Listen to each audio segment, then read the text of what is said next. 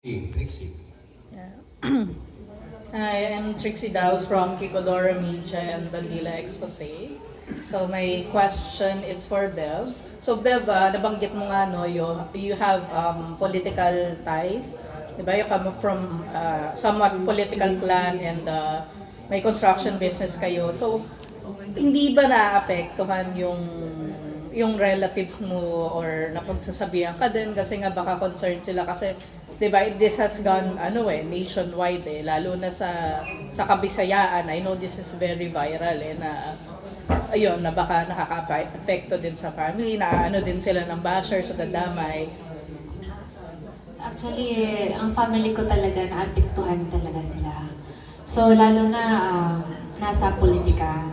So, nag-reach out talaga sa akin na ayusin mo ito. Kasi dati, hindi naman magulo yung buhay mo. So, ngayon, bakit yung pumasok ka sa show business, bakit nagkagulo? So, sabi nila, wag mo nga ipahiya lang yung pamilya natin. Wala naman tayong hinapakan. So, ngayon, kaya andito ako ngayon to clear up. Kung ano yung mga allegation, sasagutin ko po yon. Kung kailangan nyo ng receipt, we have a receipt po. May resibo po tayo na ito ay patunay na tayo ay nagsasabi ng totoo. So, sa family ko po, pasensya na po kayo, nadawit pa po kayo. Actually, lahat talaga sila, pero believe ako sa pamilya ko. Andyan sila sumusuporta sa kanila, sa akin. Andyan sila, pinakinggan nila ako. Sabi ko, huwag kayong nakialam sa problema ko, bigyan niyo ako ng oras para ayusin ko ito. So, ayun. Salamat sa inyo, nakinig kayo sa pamilya ko. Hinayaan niyo akong harapin yung problema ko. Hindi sila nakialam talaga. So, ayun. Sa mga bashers ko, yung pamilya ko talaga, na-drag na talaga dito sa mga issue na to. Yeah. So, ayun na nga, instead na ako ay malungkot, ako pa yung nag-encourage sa family ko. Sabi ko, struggle lang to. Kaya ko to. Kasama niyo. Yeah. How about yung family ni Elias? Anong stand nila? Meron ba silang stand or nonchalant lang sila sa issue?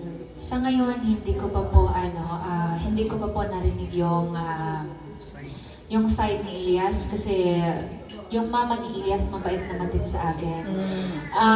Ngayon, inasikaso. Actually, nag-communicate kami sa mama ni Elias kasi kasi yung bahay nila, ako yung nagpapagawa ng building plan, lahat ng plano ng bahay nila para maayos yung bahay. Yun, ako yung nakipag-communicate kasi sabi ng nag-process ng mga papers, mahirap daw silang kontakin. So sabi ko naman as a manager, gusto ko rin na makita na meron talagang pinagtrabahuan yung talent. Kasi yung bahay nila parang tourist spot na Pag-uwi ni Elias, ang daming tao medyo masikip pa sa kanila. So sabi ko, as a manager, kailangan talaga natin ayusin yung bahay mo. So ngayon, pinupush ko talaga na maano yung bahay nila, mabago yung bahay nila. Yeah, so ngayon, yung mother naman niya, mabait talaga. Walang masama akong narinig doon sa kanila.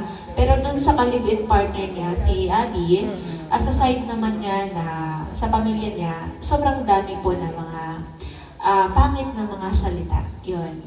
Pero yung side ni Elias, very countdown po. Yun.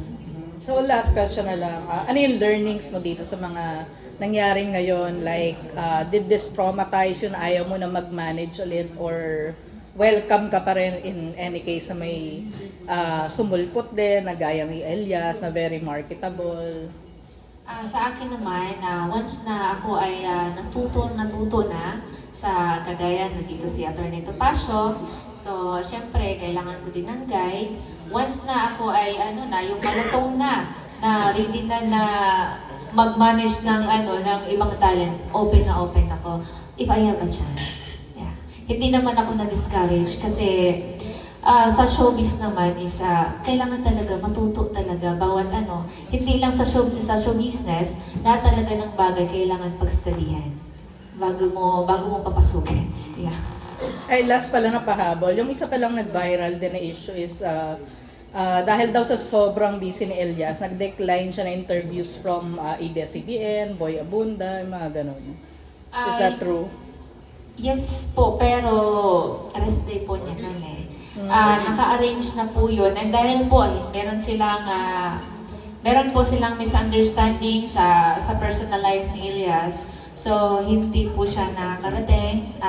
Lahat nun, complete na po. Ticket, hotel, yung airfare ticket niya, meron na po, kompleto na. Pero nung meron pumutok yung issue, hindi na po niya napuntahan. Tapos nung sa EBS naman, kay MJ, kay Sir MJ, so yun yung time na wala talaga siyang tulog. Tapos hindi na kinaya ng katawan niya. Yun. Tapos meron ding misunderstanding, personal issues niya. So, yun po yung nangyayari. Thank you. Salamat po.